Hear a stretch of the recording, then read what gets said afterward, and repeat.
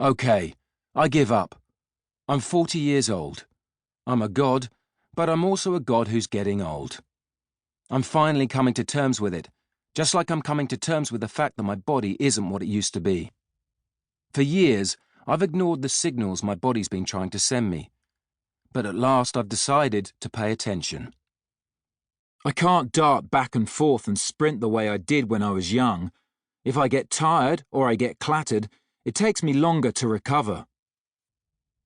I've modified my style of play to match this new body of mine.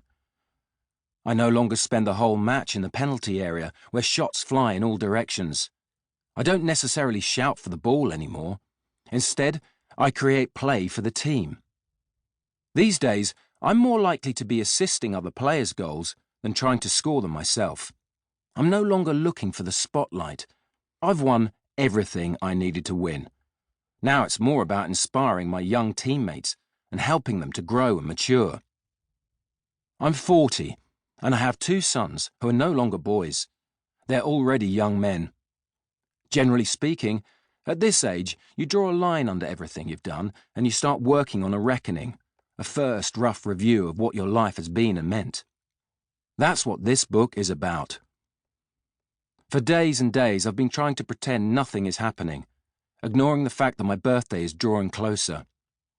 I've tried to keep from seeing the number 40, but then last night, there it was, enormous and bright red, covering the entire facade of a hotel.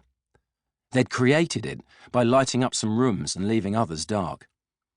In that Milan hotel, my wife Helena threw a surprise party that touched me deeply. My nearest and dearest were there, friends from all over the globe, the most important people in my life. There were legends of the football world, trainers and coaches, even players I've treated badly on the pitch. I didn't expect to see all those people in one place, on that terrace.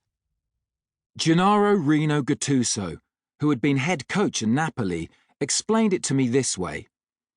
You've always been your authentic self, even when you were beating them up.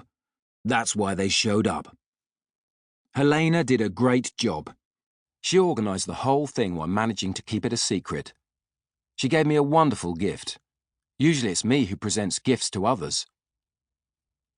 I've already told many times the story of how I left my neighbourhood to become a world football champion. I grew up with a battered select soccer ball glued to my foot, dribbling my way around anyone who put themselves in my path in the Rose Garden, Rosengard, the name of my childhood neighbourhood, which was home to immigrants of all kinds. The slightest spark was enough to start us banging heads, but that tiny patch of hard-packed dirt was the workshop where I built my game, the school where I learned the tricks that made me Ibra. I was born to a couple who divorced early. I shuttled back and forth between a mother who worked herself to death to put food on our table and a father whose refrigerator was often empty. What I lacked, I went and got for myself.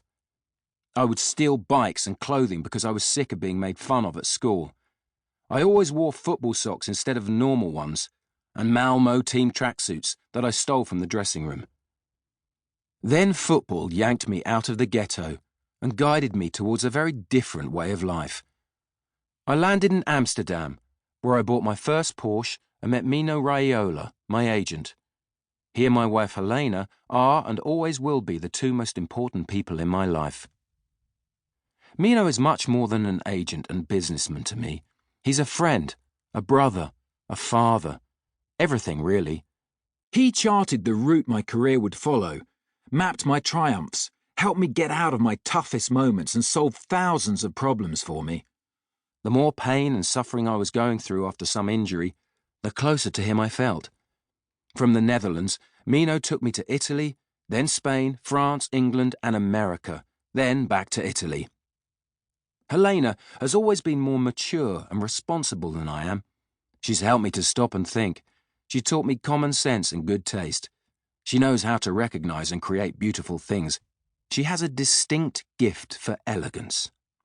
That was her vocation, and it will continue to be even after I stop playing.